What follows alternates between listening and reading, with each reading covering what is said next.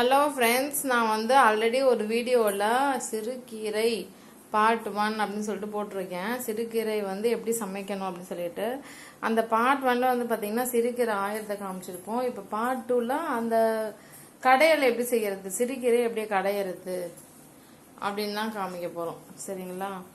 So அதில் first நீங்கள் தேவையான இன்க்ரீடியன்ஸ் பார்த்தீங்கன்னா அந்த சிறுபருப்பு கீரை சமைக்கிறதுக்கு இந்த சிறுகீரையை அழகாக இது மாதிரி ஆஞ்சி நல்லா க்ளீன் பண்ணி இலையெல்லாம் எடுத்து தனியாக ஒரு பாத்திரத்தில் வச்சுக்கணும். அப்புறம் பார்த்தீங்கன்னா இது சிறுபருப்பு. சரிங்களா? அது ரொம்ப கம்மி குவான்டிட்டி இருக்குது, கீரை நிறைய இருக்குன்றதுனால நம்ம துவரம் பருப்பு கொஞ்சம் எக்ஸ்ட்ராவாக கொஞ்சம் எடுத்து வச்சுக்கிறோம். அப்புறம் பார்த்தீங்கன்னா வெங்காயம், தக்காளி, அப்புறம் பார்த்தீங்கன்னா பச்சை மிளகாய். ஸோ இதெல்லாம் தான் தேவையான பொருட்கள். இப்போ நம்ம சூப்பராக நம்ம செய்ய ஸ்டார்ட் பண்ணிடலாம். ஸோ கீரை ஃபர்ஸ்ட். ஹலோ ஃப்ரெண்ட்ஸ், இந்த வீடியோ நீங்கள் நல்லா தொடர்ந்து பாருங்கள். ஸோ பார்க்கறதுக்கு முன்னாடி இந்த சேனலை சப்ஸ்கிரைப் பண்ணனா உடனே சப்ஸ்கிரைப் பண்ணிக்கோங்க.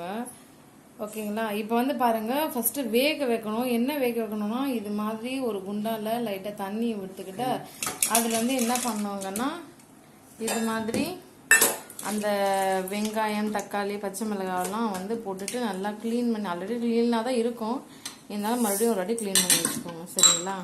க்ளீன் பண்ணி தனியாக ஒரு பாத்திரத்தில் எடுத்து வச்சுக்கோங்க. அடுத்தது தனியாக அந்த பருப்பு வச்சுக்கோங்க, சிறு பருப்பும் துவரம் பருப்பும் அதெல்லாம் ஒன்றா போட்டுட்டு தண்ணியில் இது மாதிரி க்ளீன் பண்ணிக்கோங்க. நம்ம இது மாதிரிலாம் எதுக்காக க்ளீன் பண்ணுறோன்னா ரொம்ப ஹைஜீனிக்காக இருக்கும், அந்த ரீசனுக்காக தான்.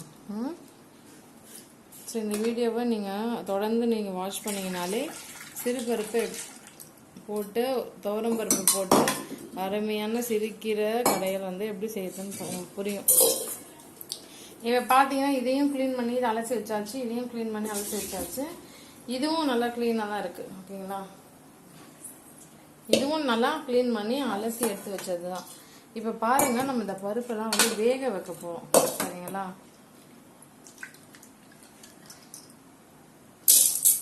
ஸோ வெறும் இந்த பருப்பு மட்டும் எடுத்து அதில் போட்டுக்கலாம்.